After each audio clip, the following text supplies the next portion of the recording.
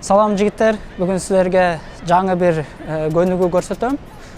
Бул TRX cable деп коет, ошо менен көрсөтөм. Бул силердин төшүңөргө, ошондой эле прессиңерге. Бул эң жакшы көнүгүүлөрдөн бирөө. Бир убакта төшүңөрдү дагы ошондой эле жанагындай core деп коет, прессиңердин баарын тең машыктырганга абдан жакшы. Кеттикиле. Бутуңарды илесиңер.